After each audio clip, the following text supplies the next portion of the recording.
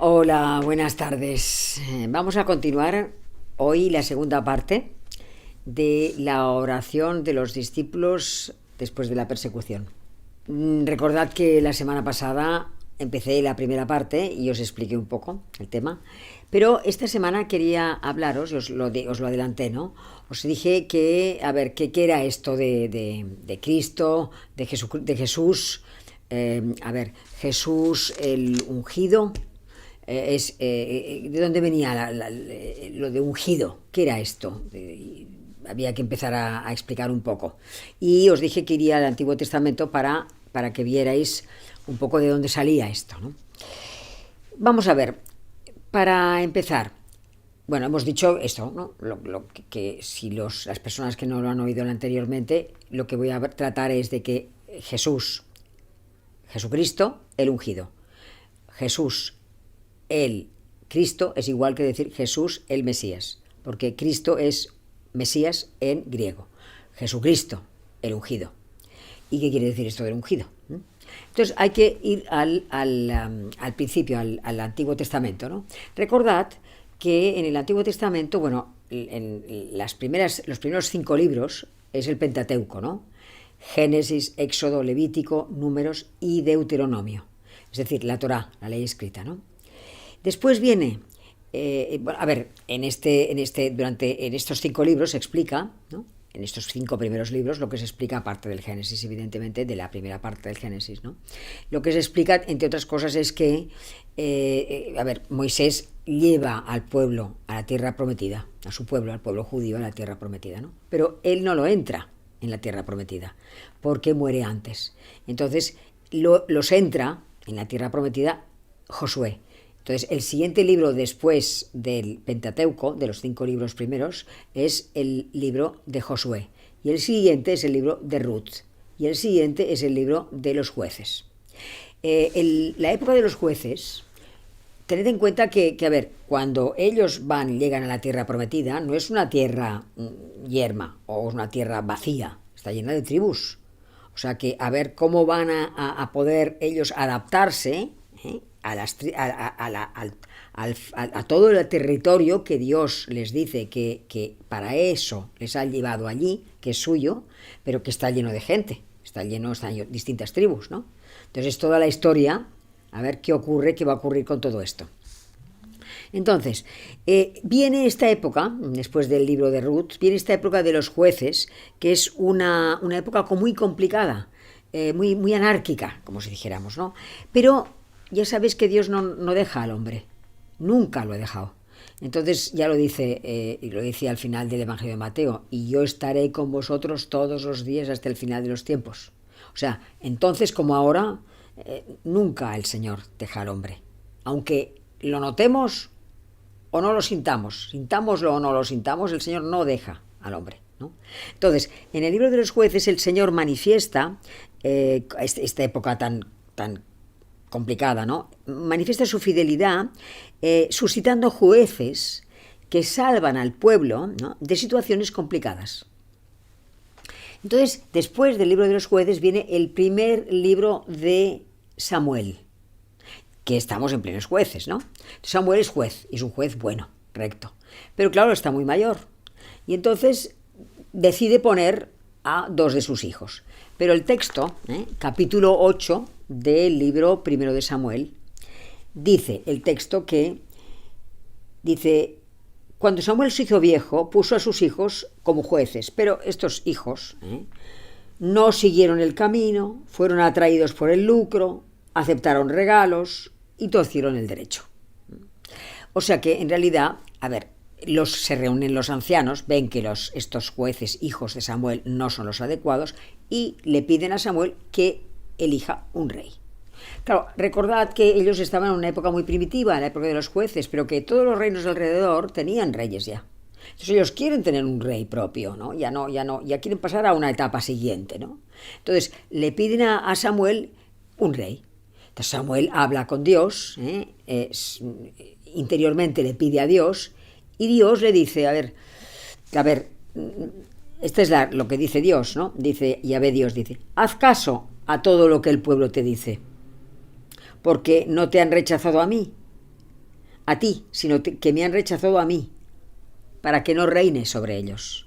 O sea, realmente, de alguna manera, Dios todavía no era la época, digamos, que Dios hubiera elegido como para que hubiese reyes para su pueblo. Pero puesto que ellos lo desean, Dios le dice a Samuel que tengan un rey. Pero antes de tener un rey, que sepan lo que significa tener un rey. Y entonces Samuel les dice, de parte de Dios les dice, a ver, si tenéis un rey, ¿qué os va a hacer un rey? Ahora sois libres. Pero ¿qué es lo que va a hacer el rey si elegís un rey? Y el texto, capítulo 8, versículo 10, dice, el rey tomará vuestros hijos y los destinará a sus carros y a sus caballos, y tendrán que correr delante de su carro, del carro del rey. Antes eran libres, corrían delante de sus propios carros, pero ahora estarán sometidos al rey. Luego dice, los nombres les hará labrar sus campos, segar sus cosechas, fabricar sus armas de guerra, y tomará vuestras hijas para perfumistas, cocineras y panaderas. Tomará vuestros campos, vuestras viñas y vuestras mejores olivares, y se los dará a sus servidores. Tomará vuestros criados y criadas y vuestros jóvenes y asnos, y los hará trabajar para él. Ese día os lamentaréis a causa del rey que os habéis elegido. Pero el pueblo no hizo ningún caso, no escuchó la voz de Samuel y le dijo, no, tendremos un rey y nosotros seremos también como los demás pueblos. Nuestro rey nos juzgará e irá al frente de nosotros y combatirá nuestros combates.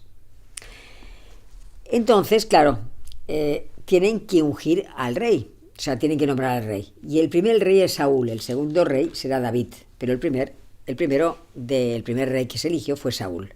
Entonces, el rito de elección del rey y luego de ungirle como rey, ¿no?, está en el capítulo 10 del primer libro de Samuel, que es un rito complicado, ¿no? Si queréis leerlo, podéis ir al capítulo 10, ¿no?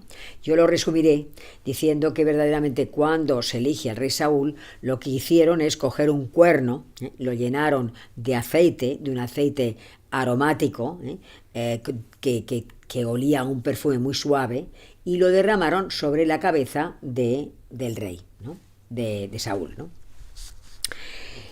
Lo que ocurrió es que, a ver, siendo rey, si será rey, digamos que de alguna manera lo que era el rey era el representante de Dios ante los israelitas, y se comprometía a guiar al pueblo siguiendo las leyes, la ley de Dios, ¿no? Pero la realidad fue que los monarcas que gobernaron pues no fueron todo lo bueno que querían ser, ¿no?, que debían ser, ¿no? También actuaban contra la voluntad de Dios, desdeñaban los preceptos, no querían actuar como mediadores entre Dios y los hombres, y no garantizaban que se cumpliera la ley de Dios, ¿no? Cuando acaba la monarquía, esto dura mucho tiempo, porque siguen ungiendo a rey después de otro rey, ¿no? Pero cuando acaba la monarquía, ya no se ungirán a los reyes, se ungirá a los sumos sacerdotes. Pero los sumos sacerdotes tampoco rigen al pueblo según los preceptos de Dios.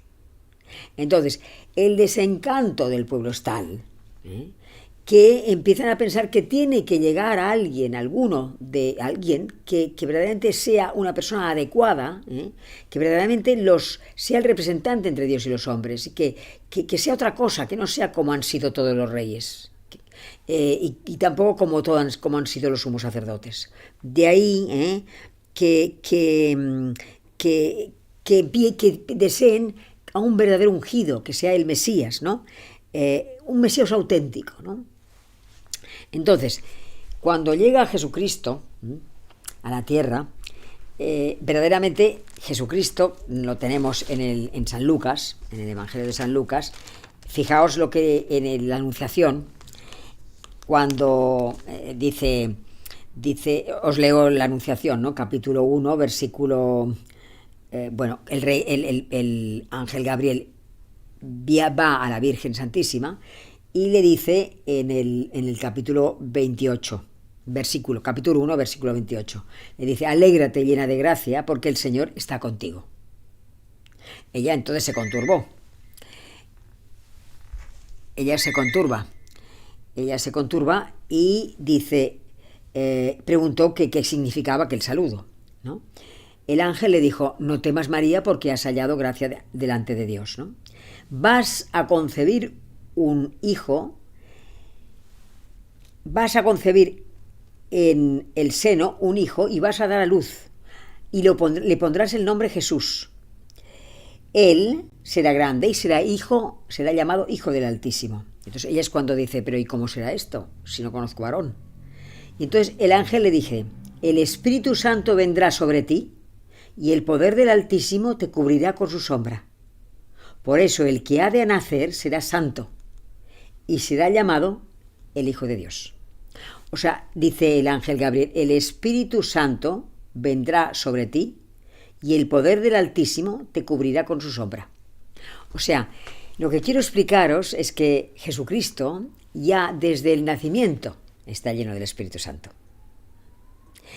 Y va a ser así hasta que públicamente se manifieste.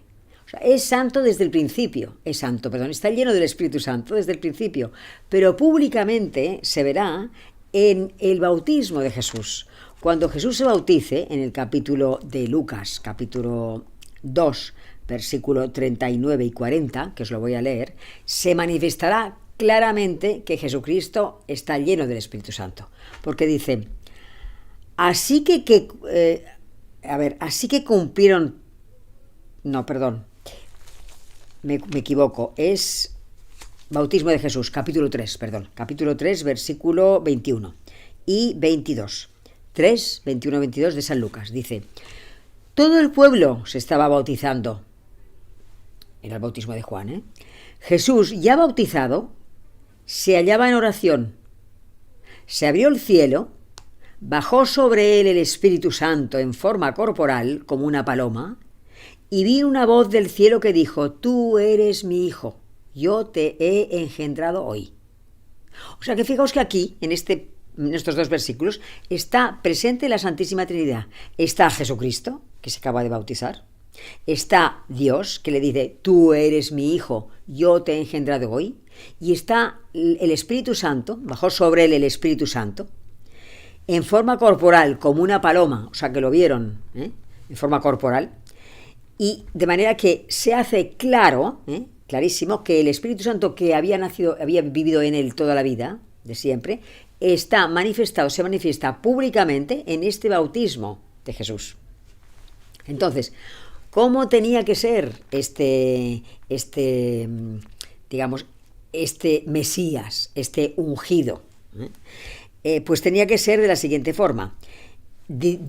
Recordad que en el capítulo 4 de San Lucas, cuando explica Lucas, versículo, pues eso, del 16 en adelante, ¿no? Capítulo 4, versículo 16, que Jesús empieza la vida pública, y cuando empieza la vida pública, inmediatamente lo que hace es irse a Nazaret, a su pueblo, ¿no?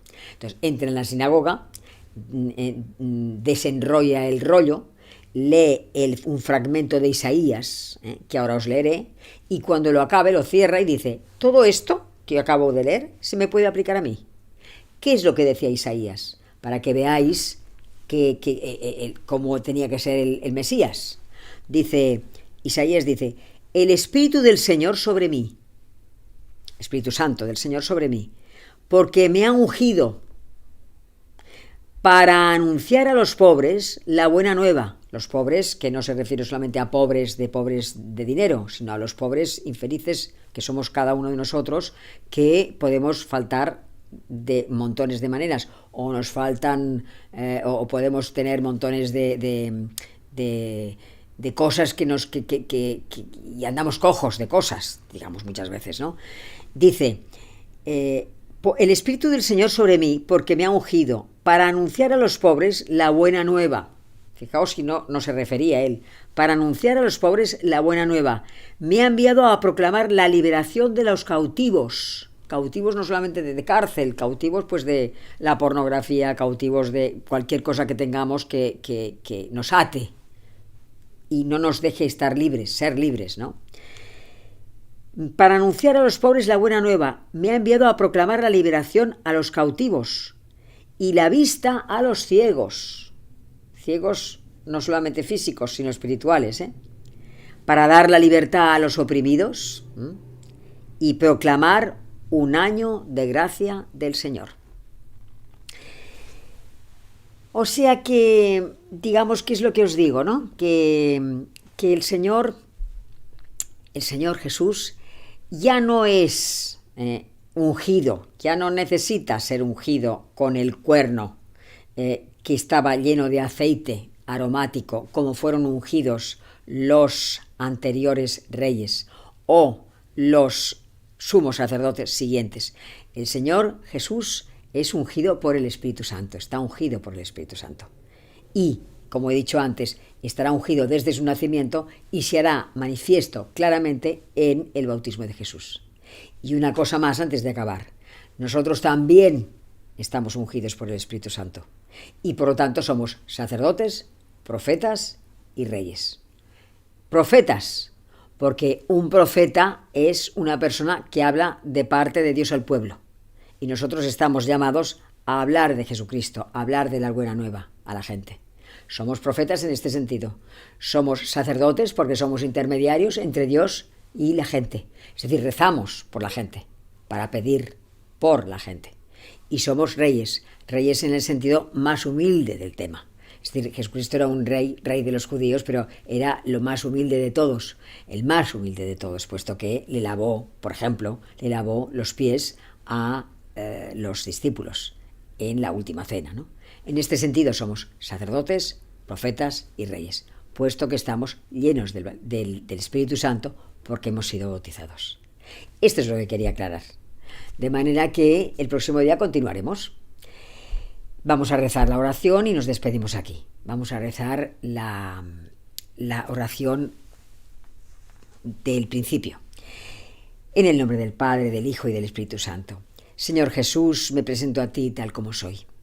Te pido perdón por mis pecados, me arrepiento de ellos, por favor, perdóname. En tu nombre perdono a todos los que me han ofendido. Renuncio a Satanás, a los espíritus maléficos y a todas sus obras. Me entrego por completo a ti con todo mi ser. Señor Jesús, ahora y por siempre, te invito a entrar en mi vida. Te acepto como mi Señor, mi Dios y mi Salvador. Por favor, cúrame, sálvame. Fortaléceme en cuerpo, alma y espíritu. Ven, Señor Jesús. Cúbreme con tu preciosa sangre y lléname del Espíritu Santo. Te amo, Señor Jesús. Te alabo, Señor Jesús, y te seguiré todos los días de mi vida. María, mi Madre, Reina de la Paz, San Peregrino, Santo del Cáncer, todos los ángeles y santos, por favor, ayudadme. Amén. En el nombre del Padre, del Hijo y del Espíritu Santo.